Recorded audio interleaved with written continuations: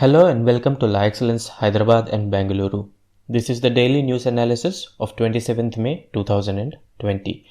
The online live general studies batch for 2021 for both prelims and mains has started. The admissions for the same have started, so please direct your queries to the numbers given below. So the personality of the day is Mr. Umesh Chandra IPS or Chadalavada Umesh Chandra. He is an IPS officer, and this person is especially important in his efforts to remove factionalism and feudalism in the district of Kadapa of Andhra Pradesh. If you look at the troublesome districts in the country, the second most troublesome district at that point of time was Kadapa because of the factioning, because of the rioting, because of all the antisocial elements that used to prevail in that particular area.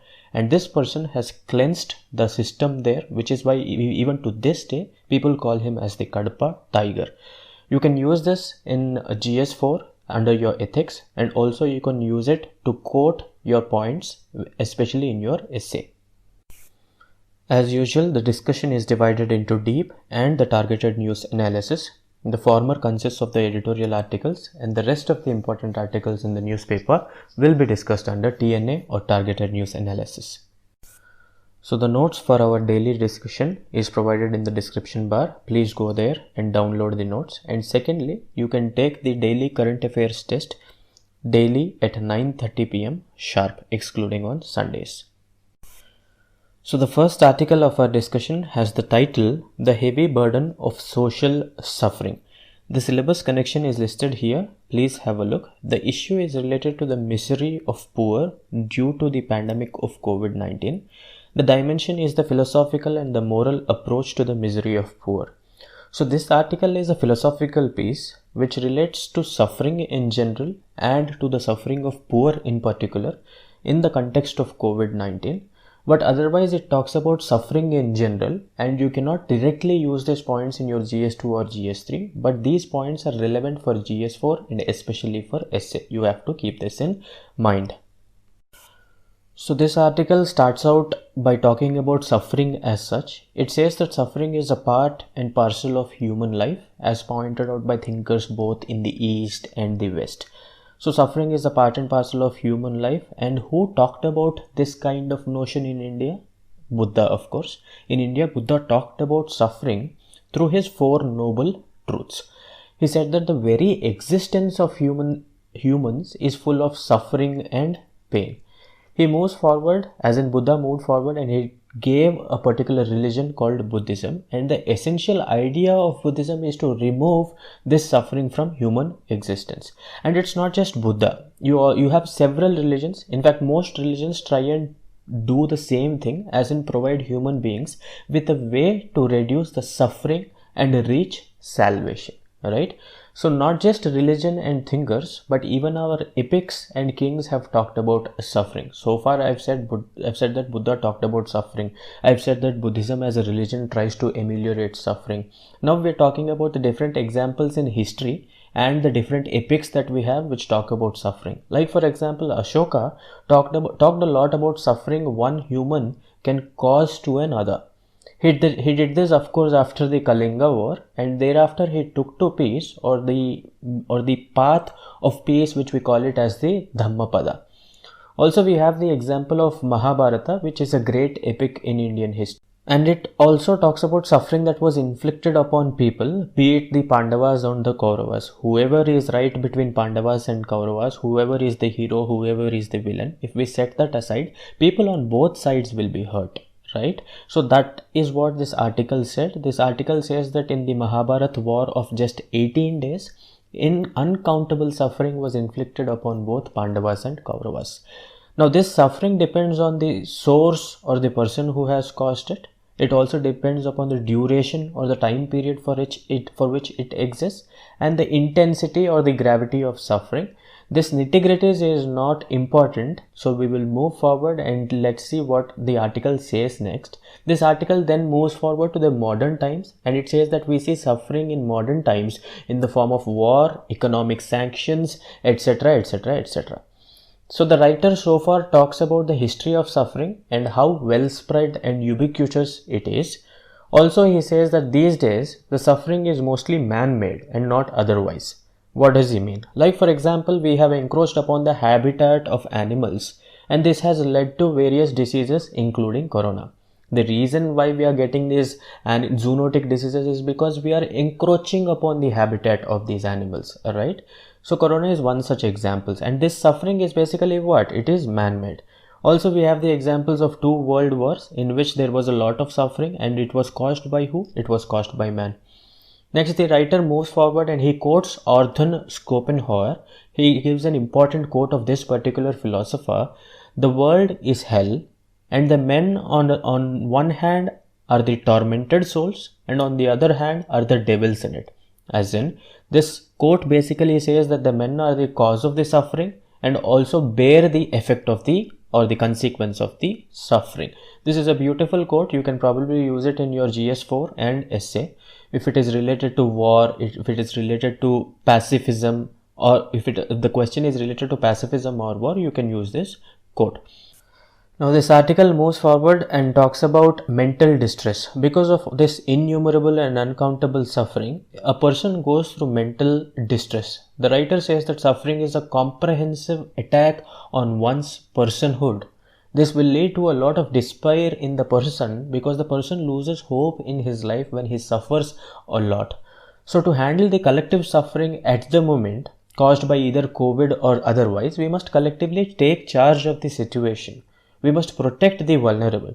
The article has some beautiful points, but most of them are not relevant for the exam. So I've discussed only those points which could be put in the GS mains examination, and even in GS mains you can put them either in GS4 or essay, but nowhere else. Keep that in mind.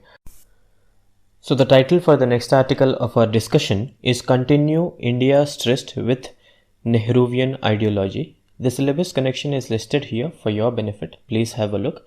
The issue is related to Nehruvian ideology, and the dimension is Nehru's views on secularism and Kashmir, and it also talks about the contrast between Nehru and Patel. See, Nehru is basically an enigma. On one side, he has a lot of supporters because of the way in which he instilled the parliamentary democracy in the country, the way in which he protected the minorities, the way in which he wanted to make India a modern nation by constructing the temples of modern India and so on. He has done a lot of good for the country. On the other hand, he has faced a lot of criticism, be it because of his handling of the Kashmir issue, be it because of his constant pandering to the minorities and so on. So the support for Nehru is divided. This article basically tries to provide us an objective view regarding the same thing. So like I said, Nehru has a lot of supporters and following, but there are some people who criticize him. Especially there is a section of populace who criticize Nehru for his Kashmir policy, and that is what this article starts out by talking. People are of the opinion that Nehru has mishandled the Kashmir issue. Had it been entrusted to Sardar Patel, as in if Sardar Patel were to handle this particular issue of Kashmir, he would have handled it very well, is what these critics think. But we must understand the actual historical context of Kashmir's integration with India. So let us look into it. So like I mentioned, people are of the opinion that Nehru couldn't handle the Kashmir issue well because he was working separately from Nehru, separately from Patel. As in, if they were to work in coordination, they probably would have handled the issue better. But this is not really true, is what this article tries to point out. Like for example, there is a small example. Mr. Mehar Chand Mahajan, who served as the Prime Minister of Jammu and Kashmir and also later served as the Chief Justice of India. This person has written a biography. And if you go through this biography, he has written extensively on the communication between Nehru and Patel in the matter of Kashmir's integration with India. So the writer says that Nehru and Patel kept each other updated constantly on the Kashmir issue. In fact, when Nehru wrote a letter to the leader Sheikh Abdullah of Kashmir, Nehru wrote a letter to the Sheikh Abdullah of Kashmir to integrate Kashmir into India. So when he wrote this letter, he sent it to Patel for review before sending it to Mr. Sheikh Abdullah. This was the kind of camaraderie and solidarity and sincere dedication these two people, Mr. Patel and Nehru, both of them had for Kashmir's integration. So to blame Nehru that he has not handled the issue well, or to blame him that he has not coordinated with Mr. Patel well, is not the right thing to do. And it's not just from the point of view of Nehru. Even Patel tried to support Nehru in whichever way he could. Like for example, during the drafting of Article 370, even small and minor changes were discussed by Nehru with Patel. Patel used to draft this, so he basically discussed each and every minor detail with Nehru and kept him updated. So both of them have basically worked towards the integration of Kashmir. And if it has failed or if it has led to a lot of trouble after independence, it is because of what happened later. And it is not because how Nehru has handled the situation. This is what this article claims. Next, moving forward, we will talk about secularism. We all know what secularism is. It is basically separation of state from the religion. It is also basically Sarva Dharma Samabhav, in which the principle of equidistance is followed towards all religion by the state. Now, Nehru's sincere commitment to secularism is known to all. It has, however, been called by some as pseudo-secularism because he was quite in favor of the minorities. And this extra and extreme favoring of minorities was not liked by people, especially by the majority. Some of the traditionalist Hindus did not like it. But this is, however, not entirely true because Nehru's focus at that point of time was to mainly create an architecture in which Muslims could live freely and happily. And this was only possible if they had some extra provisions to protect them. That is why he basically worked that way. So some favoring of the minorities was required is what I'm trying to say, as in it is what this article is trying to say. Because of partition and the troubles, these minorities might go through a lot of trouble after they come and settle in India. So Muslims after partition are going to face a lot of trouble in the country. So we have to come up with provisions to protect them is what Nehru thought, and which is why he basically supported these minorities to a large extent. On the other hand, if you look at Patel, Patel is often identified as a Hindu traditionalist. And what do we mean by a Hindu traditionalist? He was favorable towards the idea of Indian nation, which was built around the majority Hindu community. And this kind of notion is what Nehru was against vehemently, because Nehru wanted a society, a social order which was egalitarian, in which all sections lived in equanimity. But Patel wanted a Hindu majority society is what some people believe. So when Mr. Munshi has tabled the reconstruction of Gujarat Somnath temple, like for example Gujarat Somnath temple was ravaged and damaged by Mahmud of Ghazni in the 11th century. So Mr. K.M. Munshi wanted to renovate it, and regarding this, Sardar Patel has immediately announced that the government would provide funds. But Nehru said, no, look, the government is supposed to be secular. So let this reconstruction of Gujarat Somnath temple be done by public funds, as in by public subscription. People will come forward, fund this and let them do it. But don't let the government do it. Don't force the government to do it, is what Mr. Nehru has said. So this is the kind of secularism Nehru had, as opposed to the secularism which Mr. Patel had. Now I want you to keep in mind that I am not supporting Nehru or despising Patel. This is what has transpired in history. So Nehru's idea of secularism is this. Patel's idea of secularism was a bit majoritarian, a bit traditional, whereas Nehru's secularism was completely egalitarian. That is the basic difference between these two things. Don't take a strong stand between these two people, because both of them have done a lot for the country and both of them are counted as very strong leaders in the country.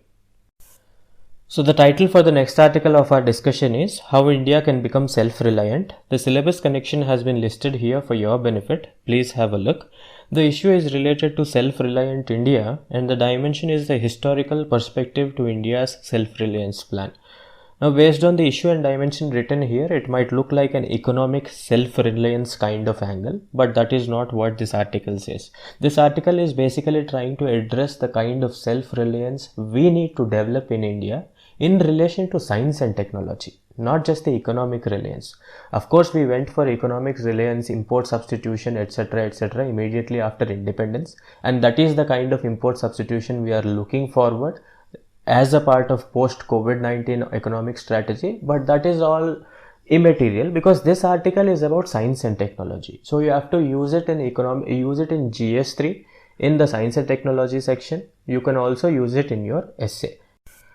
So addressing the nation on the COVID-19 pandemic, and when the Prime Minister has spoken at length about how to handle this COVID-19 pandemic, he emphasized on the necessity of a self-reliant India. The Prime Minister said that there needs to be improvement in the quality of the supply chains in the country, not just in terms of economic terms, but also in terms of science and technology. In this context, this article wants to give us a perspective for India's self-reliance in the science and technology sector, in the applicability of science and technology in industry. So the article talks about the strategy India followed immediately after independence, and this strategy was of course self-reliance and import substitution. And this kind of strategy has led to some amount of benefits in the initial period, because it placed India in the forefront of development, especially in the first 1-2 decades after independence. But the sad part was, in 1970s and 80s, India did not modernize these industries sufficiently well, and we did not move up the higher technological ladder. This created a situation in which the technology stagnated. Now the question is, if the public sector undertakings could not do well, okay, then why did the private sector not do it? The private sector did not do it because it had a nice monopoly kind of situation in its own sphere of functioning. It had practically no incentive to go for modernization because it had no competition. Otherwise, what happens is, if you have an open economy, if you don't modernize, some product maybe from China will come in and displace your product. But that kind of competition is not there because India was a closed economy at that point of time. So these private entities did not have any incentive to modernize. So both the private and the public sector technological modernization initiatives were poor and inadequate. This led to a situation of poor productivity, poor quality, poor technology in the science and technology sector. So this led to a lot of problem, and in fact India missed out on our third industrial revolution primarily because of this particular technological stagnation. Third industrial revolution में क्या क्या होता है? You have electronic goods, microprocessors, personal computers, mobile phones and so on. Now all these things were basically lost out because India could not have third industrial revolution because India did not have enough technology. That was the sad part. And India moved forward, and in 1991 we went for liberalization, privatization and globalization, and the focus was on private-led R&D. The PSUs of course were by definition considered inefficient during the times of 1991 and so on. So the PSUs were considered as inefficient, so no effort was made to bring in transition to new technological direction and modernity in PSUs. Now, with the entry of foreign corporations, most Indian private companies retreated into technology imports. So instead of going for improving the technology within the country, these private companies started buying these technologies from outside, and this did not lead to growth of development and technology inside the country. Now there is another important pertinent point. The LPG reforms basically increased the FDI into the country. And the main benefit which people expect from FDI is not just money, but also the absorption of technology. And this did not happen because the FDI investment, sure, it definitely led to manufacturing facilities and so on, but it did not cause a good absorption of technologies into India. The fact is that the foreign majors, as in the foreign companies, were very careful in giving the technology to the country. All the commercially significant technologies or the strategic technologies were very well guarded by these companies. So India became an attractive FDI destination, but the technology transfer did not happen. Now the writer moves forward and talks about how technology growth has helped certain countries grow leaps and bounds. Let's take the example of Japan's post-war success. You can also look at South Korea, you can look at Taiwan, Singapore, Hong Kong, etc. All these countries basically did well because of the huge technological development they undertook. Like for example, you take South Korea. South Korea climbed up the technology ladder like anything, especially in the areas of electronic goods, in the areas of consumer durables, automobiles, microprocessors, etc. It emerged in fact as a global powerhouse in manufacturing and especially in indigenously developed technologies, which is to say that South Korea developed its own technologies and these technologies were very high end, and it has led to a lot of development in South Korea, lot of GDP, lot of foreign exchange and so on.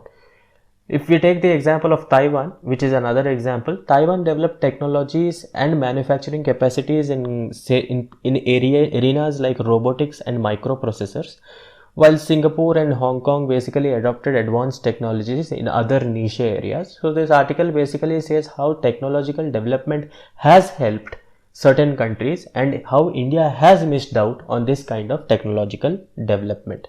So in this situation, the way forward is to basically improve the research situation in the country, especially in the PSUs and the research institutions and the universities. This has to be scaled up significantly. And the next thing we have to do is to basically ramp up the India's public expenditure in education, especially in higher education, so that these people, these students, when they come out of their colleges, they will provide the necessary support for the technological development. This is what this article says.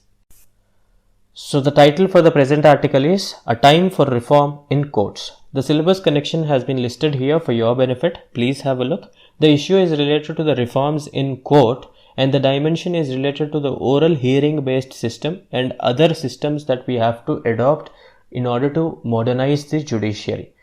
Now, judiciary basically has a lot of problems. One is the pending backlog of cases. Second is the way in which it is burdened by the SLP or the special leave petitions. Thirdly, it is the problem of access. As in Supreme Court is seated in Delhi, those people in Kerala, Tamil Nadu, etc. feel that Supreme Court is far off from their point of origin. Like this, there are several problems with Supreme Court and with the judiciary in general, not just with Supreme Court but with judiciary in general. So there is something called as the judicial reforms, and it is a very important aspect of our GS2 subject. And one of the important points of judicial reforms is basically modernization or digitization of judiciary. That is what this article basically talks about. So this article starts out by talking about COVID-19. So this COVID-19 pandemic has turned the world upside down in a manner of speaking. We all know this. All our lives are ruptured, or so to speak. So all aspects of life have been affected, and this includes the functioning of courts and tribunals as well. Now the judiciary has limited its work to hearing certain urgent matters via video conferencing. But the problem is, for how long will it be able to do it? In this situation, the experts are of the view that this is an opportunity to improve the IT infrastructure of the courts and move towards a digitization of the court methods. Now this article says that we must simultaneously improve our procedural law as well. By procedural law, this article basically means here the way in which the procedures are set in the court. Like for example, what is the time period within which you have to file a reply to the court? What is the time period or the order of the documents that you have to keep in line before you go to the court, or the order of the documents you have to submit to the court? All these things are basically the procedures, and these procedures have to be first streamlined before we go for digitization, is what this article says. For example, in subordinate courts, especially in high courts and the civil courts, a significant time is taken up by cases where adjournments are sought for procedural matters. Like for example, people seek adjournments for petty things, for small issues like, sir, we need more time to file a reply. Sir, the documents are not in order, so please give an adjournment. Similarly, they give out many other petty reasons for which the court grants adjournment, which is fine. These people seek adjournment, which is fine. All this is fine, but the valuable time of the court is lost, right? So this eats up a lot of time of the court. So we must evolve a rule or a procedure which basically says that only certain cases go for the daily proceeding of the court, until and unless all the documents are filed with strict timelines, until and unless all the issue is non-frivolous, you cannot allow the case to go to the court as such. So only those cases which require substantial arguments between the lawyers concerned, between the lawyers and the court concerned, as the judge concerned, and a proper debate has to evolve, for only in such a situation you have to first push the cases so that the court does not spend substantial amount of time looking into petty things. Similarly, you have the Supreme Court rules of 2013, and what is this? This is basically related to special leave petition. So I'll give one or two line background of the special leave petition. So Article 136 of the Constitution enables the people to file a petition. So they can file a petition regarding any order or decree of the lower court or tribunal. They can go to the Supreme Court and tell the court that, sir, look, this is a violation of justice for us. Please have a look into it. The Supreme Court can take up the matter under SLP under Article 136, especially if the petition raises a question of law of general public importance. What is the term? General public importance.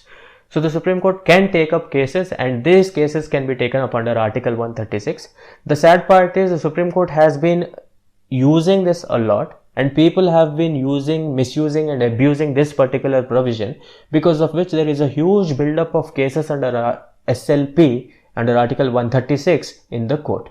In fact, the reports show that the SLPs comprise about 60 to 70% of the Supreme Court's docket as in the storage.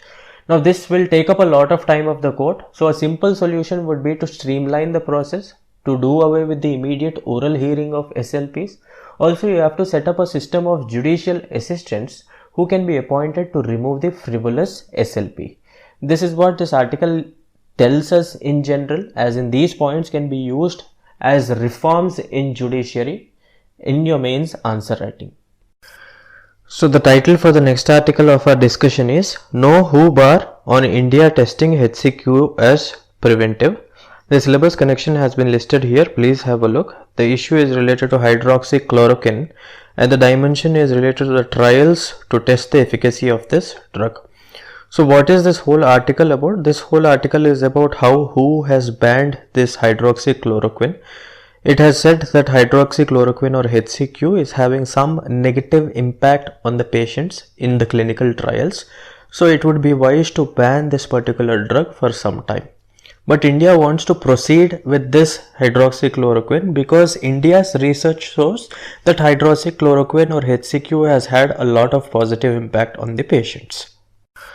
So as you can look here, at the moment, what we are doing in relation to coronavirus is that we are basically using combination therapy, as in different drugs for different diseases are basically being combined to solve the problems of coronavirus. Like for example, if you look at the box here, you see remdesivir, Kaletra, ritonavir, lopinavir, and interferon beta, and chloroquine or hydroxychloroquine. In fact, each of these medicines have a specific purpose.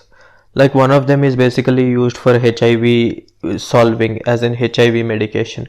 One of them is used for some other viral disease and malaria. In fact, hydroxychloroquine is used for malaria. Remdesivir is used for Ebola and so on. But we are combining these drugs because this combination therapy is known to have had some positive impact in relation to coronavirus. So most of the drug trials that are happening across the world basically use combination therapy. But recently WHO has said that you can use combination therapy, but you cannot use HCQ as a part of your clinical trials, because HCQ, instead of treating infections, is causing problems. So instead of achieving significant progress, in some cases it is leading to patients' death as a result of cardiac arrest or cardiac arrhythmia. India, on the other hand, feels that it would be wise to continue with the HCQ testing, continue with the hydroxychloroquine as a drug, as an antiviral drug, based on its internal studies. And who does these internal studies? They are done by ICMR, of course. The Director General of ICMR has stressed that there is enough evidence that HCQ has had and will have some positive impact. So this ball by ball commentary is not important for the exam. What could be important for your exam is, from a prelims perspective, you might be asked to match the drug with the medicine. Like for example, if they give remdesivir, you are supposed to match it to Ebola. If they give ritonavir, you are supposed to match it to HIV, and so on. So these kind of questions might be asked in your prelims. So please look out for the same. So the title for the next article of our discussion is GDP to contract by 5% in FY21 or the fiscal year 21, and this has been pointed out by the CRISIL report. The syllabus connection is listed here. Please have a look. The issue is related to the GDP growth of fiscal year of 2021. The dimension is related to the credit rating agency CRISIL predictions in relation to the contraction of our growth. So the credit rating agency has said that India's economy is going to shrink by 5% because of lockdown. And even before lockdown, was India performing well is a question I would like to pose y'all. The truth is no. In fact, even before COVID-19 became a reality in our face, India's projected growth rate was only 4.7 or 4.8% if I remember right, as pointed out by the RBI report at that point of time. But because of COVID, this situation has become even more bleak. Keeping all this in mind, this credit rating agency has said that India's economy is going to contract a lot. It also is of the opinion that the government's economic package, as in the Atmanirbhar Bharat Abhiyan, would to a certain extent solve some short-term problems, but in the long run, its structural reforms are what is going to matter for the economy, is what they say. In relation to this article, whatever is there, the nitty-gritty, the nut and bolt is not important, but the underlying essence of real GDP, nominal GDP, recession, depression, these terms are important for our exam. So what is nominal GDP? So nominal GDP is nothing but the total value of all goods and services produced in a given territory in a given time period. So the value of all goods and services, as in tables, chairs, doctor prescriptions, all these things are basically what get counted under nominal GDP. And if you adjust this for inflation, you get the real GDP. That is the difference between nominal and real GDP. Now, what is the difference between recession and depression? So recession is basically defined as a period in which the economy contracts, and it is a short-term period. Okay, if the economy is contracting or performing poorly in the short run, it is called as recession, and if this situation persists over a period of time, it is called as depression. Now, what is short run and long run? Like for example, there is a specific metric of 2 consecutive quarters. That is, if you have negative economic growth in 2 consecutive quarters, you are supposed to count it as a recession. And if this gets prolonged beyond 3 or 4 quarters, you probably call it 3 or 4 quarters and continues over a period of time, then you call it as a depression. So that is the difference between recession and depression. These two are the important basic backgrounders that are required for your prelims examination, that is in relation to this particular article. So the title for the last article of our discussion is Glenmark to conduct faith trials. The syllabus connection is listed here. Please have a look. The issue is COVID-19 and the dimension is related to faith trials. So before we even move forward, there is a common question which students have. Viruses cannot be killed by antibiotics. Then what are these antiviral drugs? How are they different from antibiotics? So we know that antibiotics cannot kill viruses per se. This is because viruses have different structures and they respond differently as and when compared to bacteria. Like for example, if you have a bacterial infection and you have taken antibiotics, then the growth of the bacteria is inhibited by the antibiotics. Like for example, if the bacteria has to grow, it has to have some internal mechanism, right? And that internal mechanism is sabotaged by the antibiotics, because of which the the bacteria dies. Now this does not work with virus, because viruses as such do not respond like the bacteria does. So in such a situation, how do antiviral drugs help? So antiviral drugs do not directly kill the virus, but they make conditions such a way, they make the surrounding conditions such a way that the viruses will not grow or replicate or sustain themselves. One simple example is the following. If you take an antiviral drug, they provide a protective layer around the cells, and if this protective layer is there, the virus cannot even attach to the cell.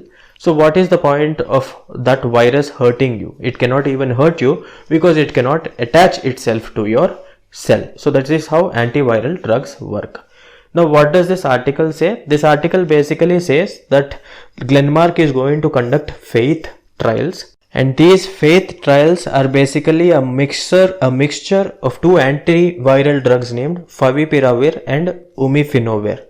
Now these two drugs are basically used in Japan and they are also used in Russia and China to treat novel influenza. This combination drug therapy is being tested in the country in order to see if this will help us solve the COVID-19 problem. So this is what this article says. This should complete the discussion for the day. Let us look at some prelims questions. So the first question says the following. Consider the following statements. Recession is a period of time in an economy during which a very minimal growth is recorded. Okay, next, India never in its economic history witnessed recession. This is definitely wrong. India has witnessed recession a couple times, and recession, the first statement is also wrong, because in an economy during which a very minimal growth, it is not very minimal growth, it is just some amount of negative growth and you see it over a period of 2 quarters. So the answer is D, neither 1 nor 2, because it is asking for correct answer. Next question is, recently solidarity trial is seen in news. Which of the following statements are correct about it? It is a clinical trial launched by Glenmark to compare 4 drugs to treat COVID-19. No, this faith trial consists of 2 drugs. We just talked about it. So first option is wrong. So my option A and option C are wrong. So I have to choose between B and D. Now India is not a part of the solidarity trial due to lack of consensus on the basket of drugs. This is not right. This test is basically being conducted in India and India is definitely a part. So even this option is wrong. So my answer is none of the above. So this should end the daily news analysis for the day. Please download the notes from the description link below and also write the test at 9:30 p.m. We'll meet again.